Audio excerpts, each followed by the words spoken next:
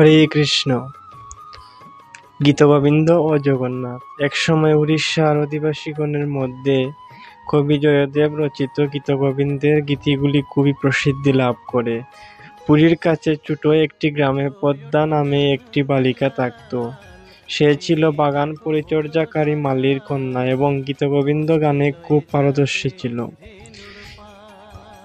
পদ্মা একদিন বাগানের একাংশের বেগুন গাছ থেকে বেগুন তুলছিল আর সেই সাথে মধুর সুরে গীতগোবিন্দ আবৃত্তি করছিল। হরে কৃষ্ণ।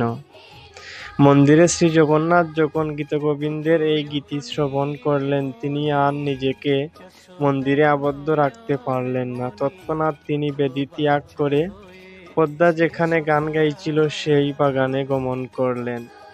মেয়েটি যেদিকে যাচ্ছিল তিনি তাকে অনুসরণ করছিলেন আর মুগ্ধ চিত্তে তার গান শুনছিলেন। তিনি গীতগোবিন্দর এই গানে এতই আকৃষ্ট ও বিমুগ্ধ হলেন যে শীঘ্রই তিনি সম্পূর্ণ আত্মবিস্মৃত হয়ে পড়লেন।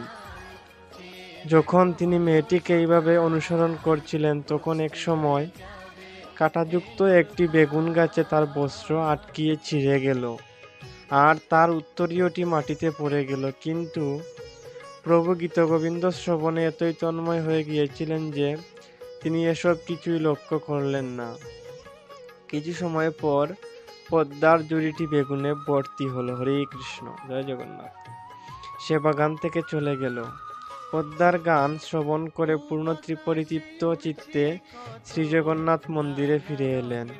পরদিন সকালে পূজারীরা প্রাতকালীন সেবাকর্ম করার জন্য মন্দিরে এলেন। তারা যখন মন্দিরের দ্বার খুললেন, তখন তারা সবিস্ময়ে লক্ষ্য করলেন যে জগন্নাথের বস্ত্র ছেঁড়া এবং তার উত্তরীয়টি নেই। তার বস্ত্রের কিছু কিছু টুকরো এখানে ওখানে পড়ে রয়েছে। মনে হচ্ছিল যেন পূর্বদিন সন্ধ্যায় ভগবানকে যথাযথভাবে বস্ত্র পরানো হয়নি। এসব দেখে পূজারীরা চিন্তিত হয়ে পড়লেন এবং অবিলম্বে রাজাকে সংবাদ দিলেন। কিভাবে এমনটা ঘটতে পারে কারোরই বোধগম্য হচ্ছিল না। প্রত্যেকেই এটাকে অত্যন্ত অশুভ লক্ষণ সূচক বলে বিবেচনা করলেন। রাজা পূজারীদের সেবায় কোনো ত্রুটি হলে তার জন্য ভগবানের কাছে ক্ষমা প্রার্থনা করলেন এবং উপবাস করতে শুরু করলেন। শ্রী জগন্নাথ রাজার কাছে স্বপ্নে আবির্ভূত হলেন।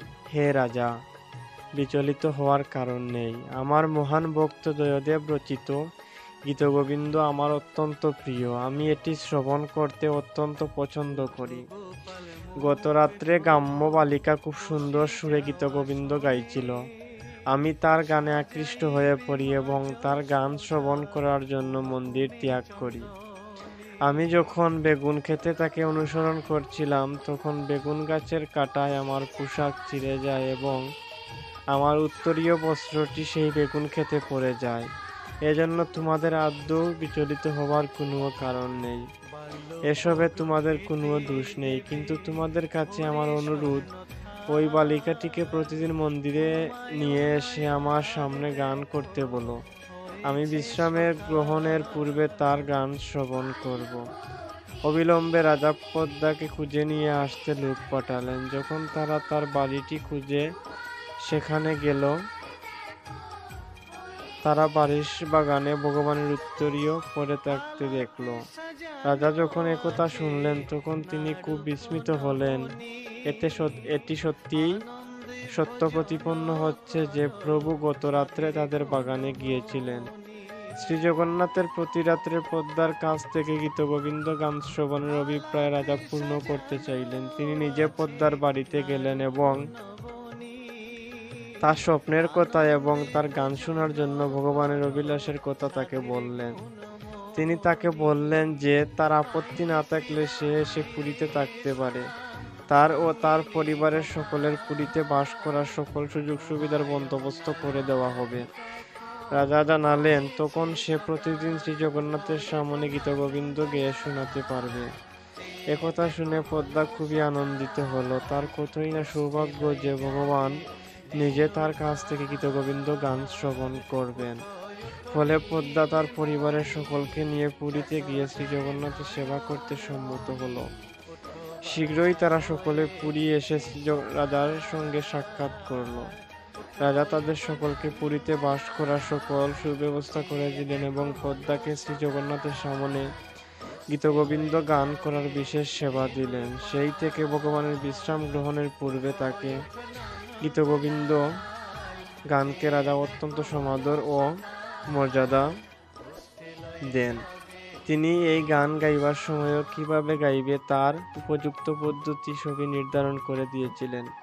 এই সেবার জন্য রাজা একটি বিশেষ আদেশ জারি করলেন এবং সেটি যে স্থায়ী আদেশ সেটি বোঝানোর জন্য তার নির্দেশে আদেশটি পাথরে খোদাই করে লিখিত হলো। সেই দিন থেকে সৌভাগ্যশালিনী মেয়ে পদ্মা নৈশকালীন আরতির পর শ্রী জগন্নাথের বিশ্রাম গ্রহণের পূর্বে তার সামনে প্রতিদিন সুললিত স্বরে তাকে গীতগোবিন্দ গেয়ে তার আনন্দ বিধান করতে লাগলো। পদ্মা এইভাবে দেবদাসী নামে খ্যাত হলো। হরে কৃষ্ণ।